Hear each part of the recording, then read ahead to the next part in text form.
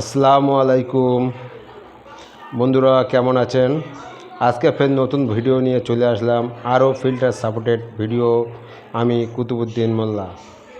আজকে কাজে এসেছি কাকুরিয়ায় সঞ্জয়দার বাড়িতে।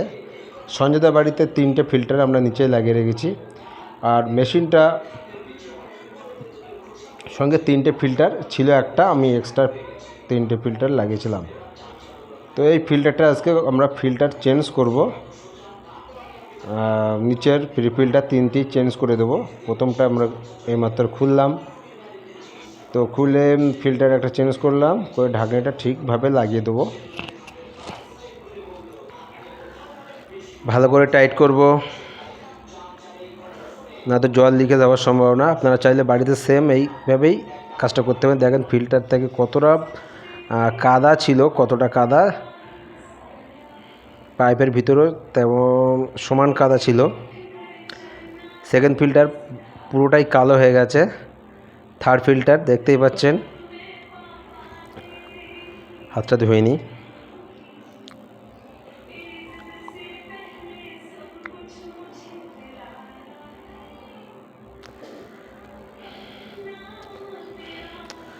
ফিল্টার ভালোভাবে পরিষ্কার করে নিতে হবে, তারপরে নতুন ফিল্টার লাগাতে হবে। স্পন লাগাতে পারেন, এমএলটিও লাগাতে পারেন। ভালোভাবে পরিষ্কার না করলে ফের 3 মাসের ভিতরে সার্ভিসটা করতে হবে। তো আমি এখন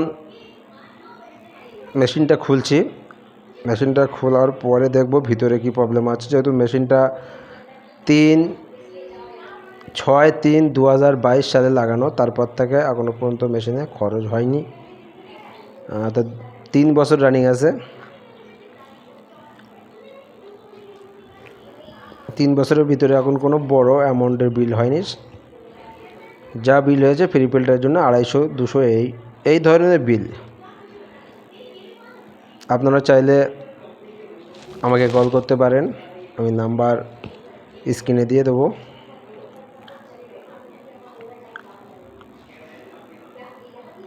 চ্যানেলটা সাবস্ক্রাইব করুন আর পাশে থাকুন। এই ধরনের ভিডিও পেতে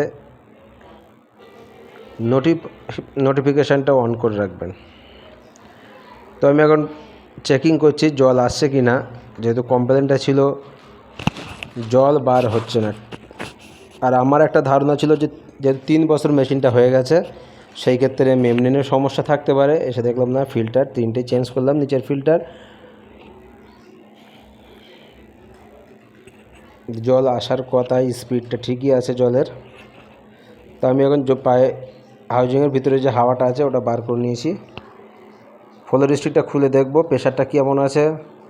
অনেক সময় প্রেশারেও প্রবলেম হতে পারে, যেহেতু 3 বছর হয়ে গেছে। ফ্লো হিস্ট্রিও খারাপ হতে পারে। সব মিলিয়ে চেকের পরে আমি দাদাকে জিজ্ঞাসা করলাম, এই যে সঞ্জয় দা, 3 বছর মেশিনটা রানিং, ওনার এখন কোনো খরচ হয়নি, সেটাই উনি আমাকে বলছে।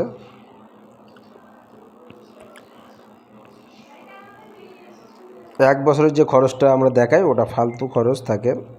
সাধারণত ওয়াটার পিউরিফায়ার 3 থেকে 4 জনা ঠিক আছে।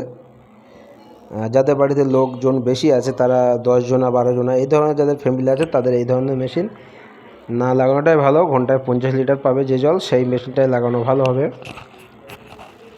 তো আমি এখন মেশিনটা ভালো করে পরিষ্কার করে নিচ্ছি। কিছু কিছু জায়গায় জল পড়ে গেছে, জলটা মুছে নিচ্ছি, কারণ ইলেকট্রিক বিষয় তো বুঝতেই পাচ্ছেন, যে কোনো মুহূর্তে সমস্যা হতে পারে। মোছা কমপ্লিট হয়ে গেছে আমার।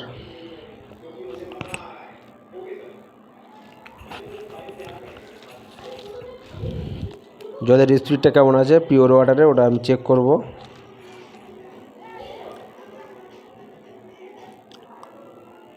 যা আছে এখন ভালোই চলবে, কত 5-6 মাস চলে যাবে। তো আমি আর মেমব্রেনটা চেঞ্জ করলাম না, সেডিমেন্ট কার্বনও ওইভাবে রেখে দিয়েছি। 6 মাস পরে এসে আবার চেঞ্জ করব, সেই ক্ষেত্রে দেখা যাক ততদিন পর্যন্ত চলে কি না। সেডিমেন্ট কার্বনের চেঞ্জ অবশ্যই করতে হবে 6 থেকে 1 বছরের ভিতরে, কিন্তু আমরা কাস্টমারকে 2 বছর 2.5 বছর পর্যন্ত হয়ে যায়, আমরা কাস্টমারে ওটা চেঞ্জ করি না, একটাই কারণ যাতে খরচটা বেশি না হয়। আর মেমরিনটাও আমরা যে মেমরিনটা লাগাই, আমি যে মেমরিনটা লাগাই সেটা হচ্ছে 2 থেকে 3 বছর একটা মেমরিন যায়। তো ফ্লোর স্টিক সবসময় চেক করতে, ফ্লোর স্টিকে কোনো প্রবলেম থাকলে এই প্রবলেম হতে পারে। আর ফ্লোর স্টিক খারাপ হলে মেমরিনটা খারাপ করবে, মোটরটাও করতে পারে খারাপ। তো সেই হিসেবে আমরা ফ্লোর স্টিকটা চেঞ্জ করব।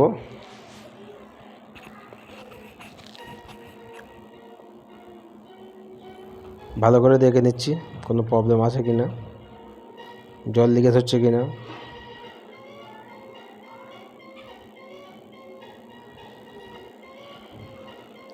সাইডে গেলাম,